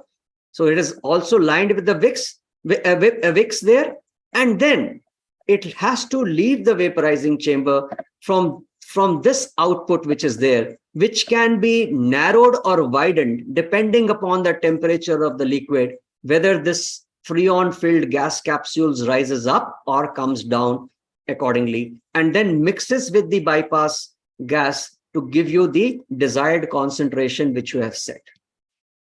Thereafter, the TEC vaporizers were developed. So the TEC 2 was concentration calibrated, had temperature compensation by means of a bimetallic strip, and was plenum type and agent specific. But there were issues with the TEC 2 vaporizers which were taken care of later. TEC 3 made sure that there is back pressure compensation also when you give IPPV. There has to be in TEC 4 improvised to provide your interlock so that two vaporizers cannot be used simultaneously. They provided internal baffle system, and they also provided keyed fillers so that it means absolutely agent specific. You cannot use that vaporizer for any other agent except for what it is meant for. With the advent of anesthesia ventilators, the TEC 5 was advanced and they had an IPPV assembly to make sure their vapor output was not altered when you give positive pressure ventilation, and it maintains constant vapor output. TEC 6, which is a desflurane type, is an injection type and is electronically controlled, right? So these are the vaporizer evolvements which have taken place over time. So I'm going to stick to Tech 2 today because my topic is about the basic vaporizers. Rest of them we will consider in the next lecture. So the two drawbacks which we had with Tech 2 was a pressurizing effect and pumping effect. So these are the dial settings: 0.5, 1%, 2%, 3%, 4%. This is the x-axis on the right side. And this is the flow rates which you are adjusting through means of your flow meters. You find that at higher flow rates, above 4 liters per minute, whatever you have set here is not exactly matching. At 5 liters, at 4 liters, when you are having a dial setting of 4%, the vaporizer is actually delivering a higher amount of gas as soon as you decrease the flow. So when you have set a 4%, but when you decrease the flow beyond 4 liters, it was giving you a higher concentration than what you were setting at here. At 3%, you'll find again at low flows, at 2.5 liters, the output was much higher than what you had set. So these were the issues which were happening, and they were basically happening because of these two effects, which are called pressurizing effects and pumping effects. So below 4 liters, the issues were there as far as vapor output was concerned. So what is this pressurizing effect? Under normal conditions, this is the bypass flow, and this is the vaporizing gas flow. There are two restrictions here. Under normal conditions, there's not an issue. Now, as soon as we increase the fresh gas flow, that is what we saw there, you find that more gas is going, more of the gas is going through the bypass chamber and also to the vaporizing chamber. All of it is not getting saturated with the vapors. And this anyway is the bypass flow. So the problem is that there is increased pressure at the vaporizer output. The gas is compressed. That is, more molecules per ml are there. But all these more molecules per ml are of the gas which is not containing or not saturated with the vapors below. Therefore, the anesthetic concentration here has fallen down, even though the anesthetic agent, the SVP, is constant. So this is what was called pressurizing effect. So the net effect is the anesthesia concentration is less. Now, what is pumping effect? So what we see here is that when we start our gases during expiration, the reservoir bag is filled up, right? So the reservoir fills up because there is fresh gas flow which is entering here, and also the expired gases which are coming back, which fills up the reservoir bag. So next, inspiration, when you deliver that to the patient, you'll find that the carrier gas goes back into the vaporizing chamber. Some of it is pushed back when you compress the bag, and also into the vaporizing bypass channel. And therefore, when the next breath is delivered, you'll find there is increased anesthetic concentration because a lot of gas has been pushed back into the vaporizing chamber. That now gets saturated, which was not the intent because your dial settings were something else, and you have an increased vaporizer output than what you have set at this particular time. So these were the issues which were encountered with the Tech 2 vaporizer, and these have therefore been taken care of with further evolution and development. So the other part which I told you was vaporizer interlock. Now the vaporizer interlock, what it means is that there is a horizontal bar here. So when you turn on the vaporizer, this horizontal bar is here.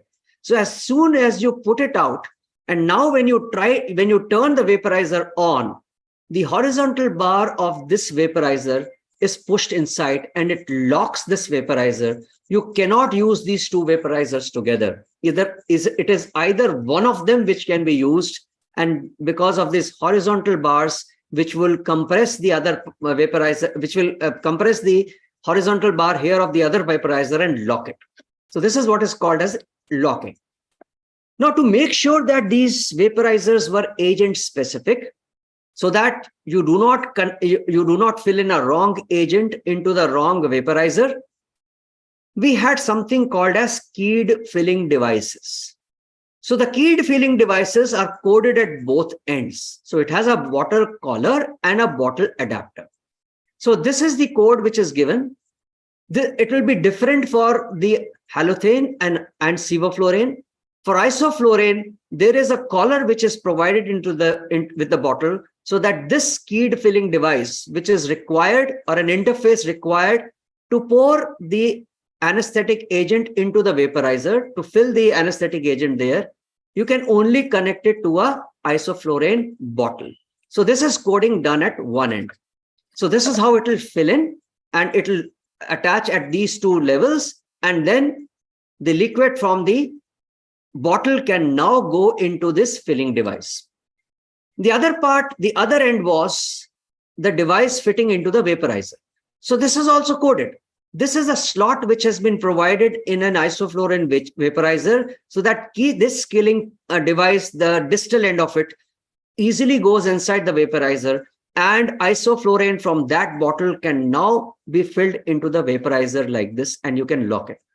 You cannot connect a wrong bottle to this, and you cannot connect the wrong bottle to another vaporizer. So it is coded at both ends, and that is the filler plug and the filler receptacle. Both are indexed and coded, and therefore making sure that you provide that kind of safety, which is agent specific as per the vaporizers are concerned. Now, the second part is the select attack type of mounting. These are vaporizing stand on the back bar of your machine. There are two vertical pins. One is for the gas inlet, the other is for the gas outlet. Each pin has a O-ring, and these O-rings actually get worn off with the usage of time, and then you may have to change these O-rings. Therefore, get your machines regularly serviced, because if these O-rings are worn out, you will have a lot of leak which will be occurring of fresh gas flow from here, and you will actually pollute and also waste a lot of gases. So these O-rings provide a seal and always make sure that these are intact. How does it work? So these are the two vaporizers. This is a vaporizer off position. This is an on position. So I put this vaporizer in an off position, and this position is on. So what happens? So when it is in on positions, this plunger pushes the spring-loaded ball down, and it creates an opening here. There is no opening here at all when the vaporizer is in the off position. So when you turn on your gas flow, the gas flow doesn't enter the vaporizing chamber at all. But once you have put the vaporizer on, then these balls are depressed because of the spring-loaded valve which is provided on the mounting, and the gases can then go inside the vaporizer, collect the vapors, and then can be delivered to the back bar. So these are the select attack type of mountings which are provided in the back bar of all your anesthesia workstations. Now the last part of the lecture about measured flow vaporizers. As I told you, these are not variable bypass. This is another mechanism where you have a separate flow meter for bypass a gas and a separate flow meter for the gas which is going to go inside the vaporizing chamber. So it works like this. I have opened both the channels here. So this bypass flow gas comes out to the gas outlet, but the one which is regulating this, when I open this, this gas goes into the vaporizer, bubbles through this, and then it comes through this outlet pipe and mixes with the bypass chamber gas, and the mixture gives you a constant concentration of the vapors which you have set onto the vaporizer. How does it do that? And how do we adjust the flow rates here? It basically involves the copper kettle principles. That means you have a separate flow meters for vaporizing chamber and for bypass chamber. The desired concentration of agent is calculated by a circular slide, which is normally provided along with these multi-purpose vaporizers. And again, the saturated vapor pressure of the agent is indicated at a particular temperature. And the rate of two fresh gas flows, which you have to adjust for the vaporizer and bypass, are given in this circular slide, and you can match them to know what concentration of vapor would be given if you adjust the vaporizing by flow to this to that much ml per minute. So now, for example, if I have to give 1% of isoflurane at 20 degrees, so the vaporizer inflow, that amount of gas which should go into the vaporizing chamber, or what should be my gas flow which I'm going to adjust to give you a 1% concentration, will depend upon the saturated vapor pressure and, of course, the barometric vapor pressure. So now you know that the saturated vapor pressure for isoflurane is 239. Barometric pressure is 760. And if I give 100, or if I set my flow meters to 100 ml for the vaporizing inlet gas flow, then I will get 46 ml of isoflurane vapors. Excuse me. What does it mean? That means the gas which is flowing, 100 ml gas which is flowing through the isoflurane chamber, which I have adjusted by adjusting the flow meter, would be saturated with 46 ml of isoflurane vapors. But now this vaporizing gas flow has to meet the carrier gas flow. So the carrier gas flow, so the total amount would be 100 ml of the gas plus 46 ml of the vapor, which has been accumulated in that. So the volume percent of that fresh gas flow going to the vaporizing chamber would be 146 ml. Sorry, I missed this step. So this is what would happen. One is vaporizing of the isoflurane, which is 46 ml, and 100 ml of the fresh gas flow, which is entering the vaporizing chamber. So the total will be 146 ml. Now this has to mix with the bypass gas, or the one which is bypassing the vaporizing chamber.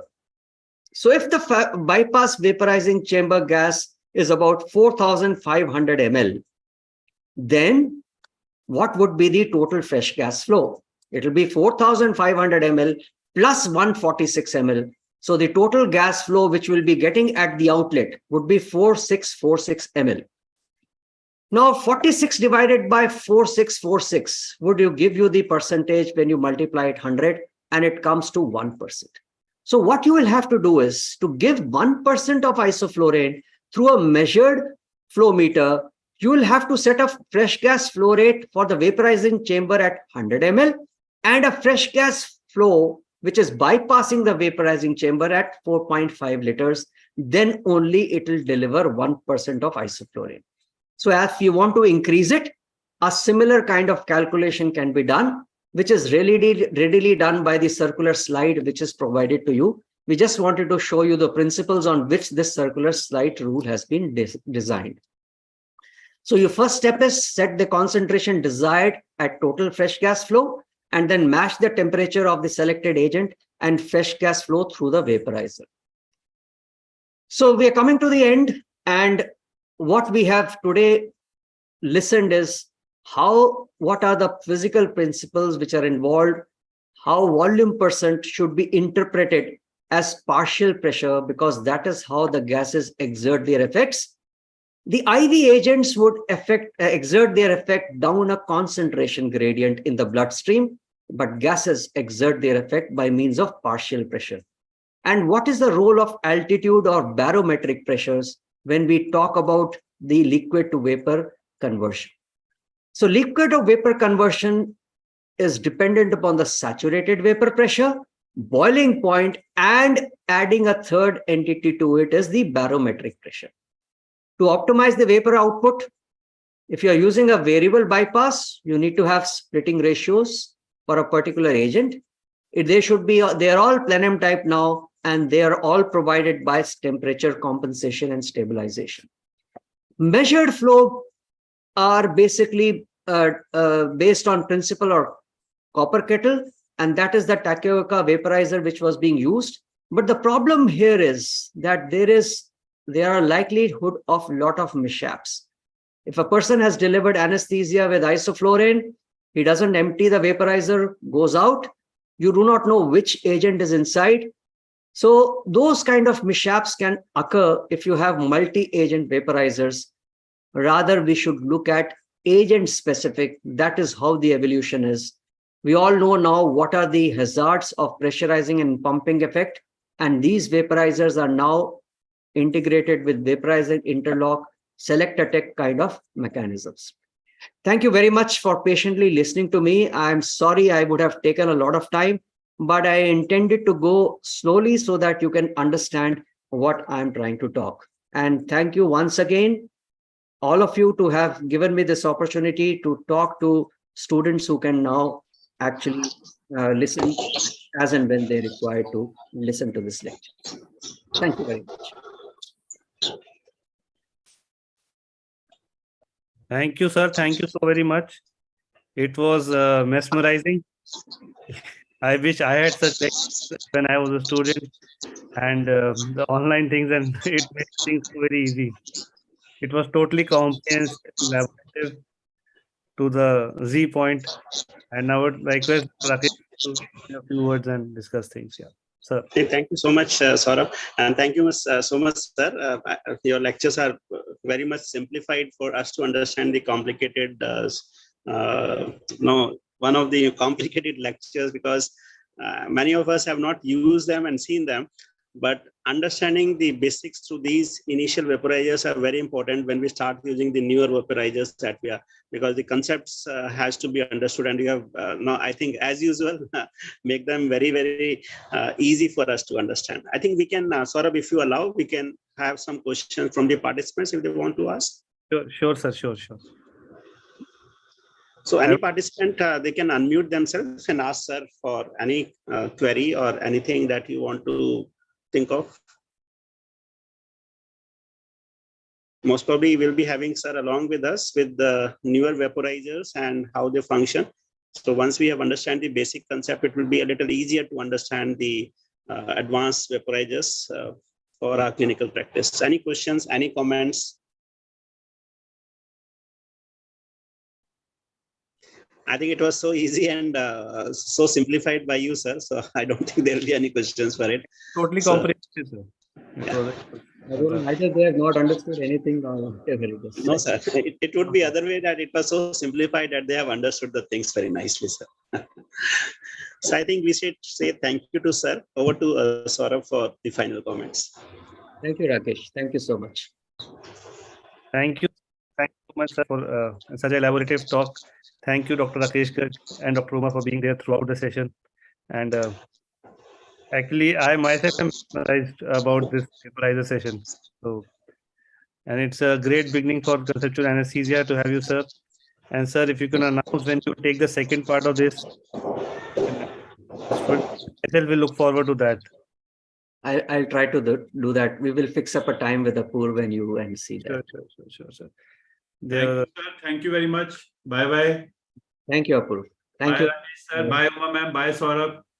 Bye. Thank you to all the students for being there. Thank you very much. Thanks a lot. Happy Independence Day. Same to you, all of you. Thank you. Thank you, sir. Thank you.